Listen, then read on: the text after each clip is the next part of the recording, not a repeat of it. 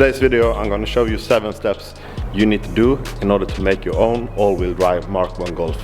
Step 1. You need an all-wheel drive gearbox. You can use pretty much any engine, but you will need an all-wheel drive gearbox, kind of like the Vw gearbox from Audi S3 or Mk4 Golf. You can also use the Mk2 synchro and the Mk3 synchro gearbox if you want a synchro system, but if you want 4Motion you will have to go with Mk4 gearbox. So you will need a gearbox like this.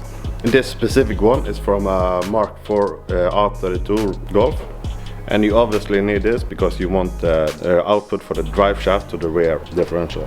The gearbox mount to the chassis, you can buy adapters. There's plenty of companies that make these, like Epitech, Eurowise I think have some.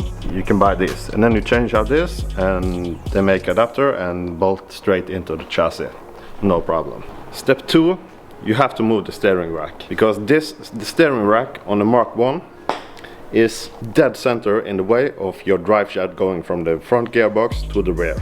So you will have to move this. So the steering rack will sit just in front of this from the output. So most Mk1s I've seen pictures of, they move the steering rack down. This is so the drive shaft will stay on top of the steering rack. I've also seen photos of people moving the steering rack up. This will make it pros and cons with both.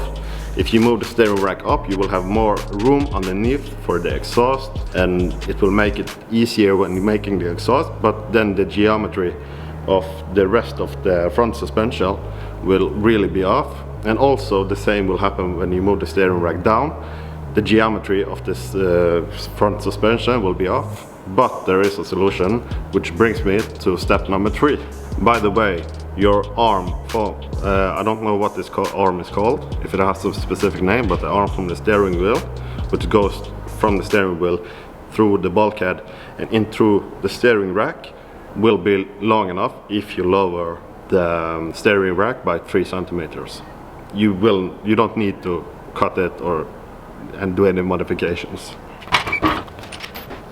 Step number 3, wheel housing. The Mk1 GTI wheel housing, you probably will change this when you're already making all-wheel drive. The solution most people uses is they put the steering rack down 3 centimeters. You will use the Mk2 G60 wheel housing. This is because the arm for the steering rack arm is on the wheel housing. It's actually 3 centimeters lower than the original Mk1 GTI arm. So the geometry of the suspension will be okay again. But there is another problem. Since the arm is being lowered 3 centimeters, the arm will get in contact with some of the chassis, which is here. Like this part of the chassis. This part there.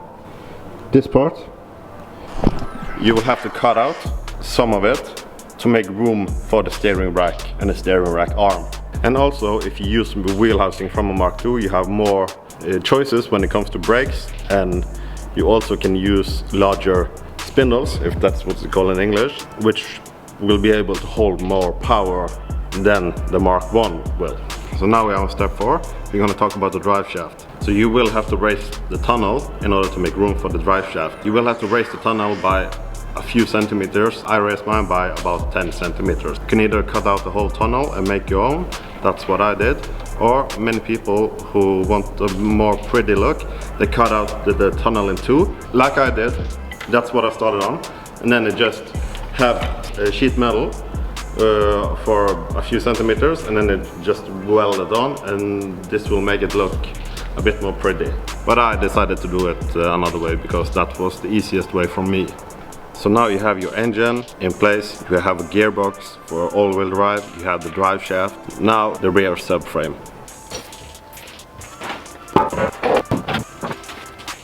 So here we have 3 different subframes. This is the original one, this is the GTI subframe, Mk1. This was what was in the car when I bought it. There's no possibility of having like a CV axle driving the rear wheels with this subframe. The second one, this is from a Mk2 Golf Rally.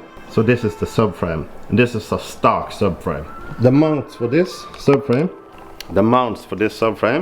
will fit the Golf 2 or Golf 3 synchro diff. It will not fit the 4Motion diff, the first generation or second or any of them. This will only fit the synchro rear diff. So if you want to use the Rally synchro rear subframe, you will have, and you want to use 4Motion, you will have to cut into the mounts for the diff on the subframe, and you will have to modify them to make them fit the 4Motion diff. On this, there are also companies which are selling the welding parts you need to fit the diff onto the subframe. Or you can make it yourself, like I did. It looks a bit like the one you can buy, but it's way cheaper.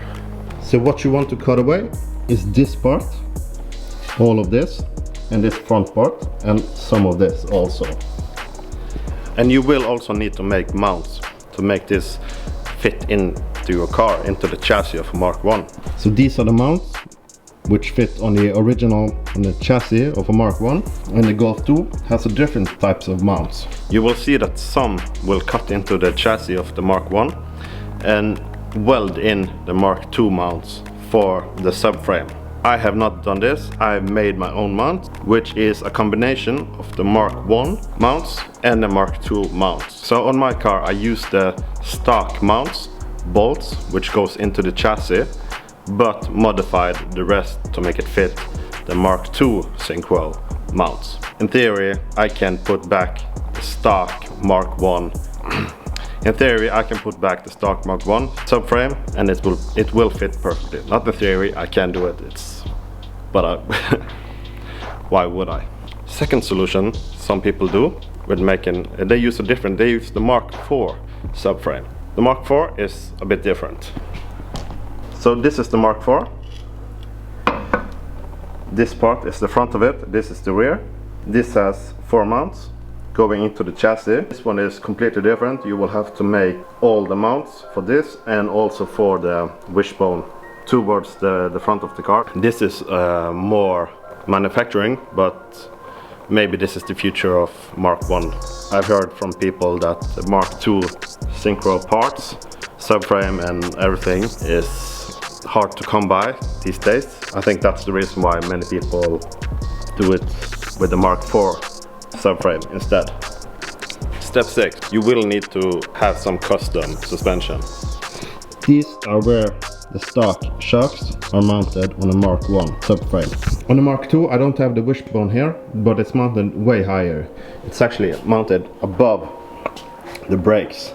Either you can raise the top of the tower where the shock is mounted, and you raise it by 10 centimeters, maybe a bit more, just to have room. Then you can use the stock Mark 1 rear suspension.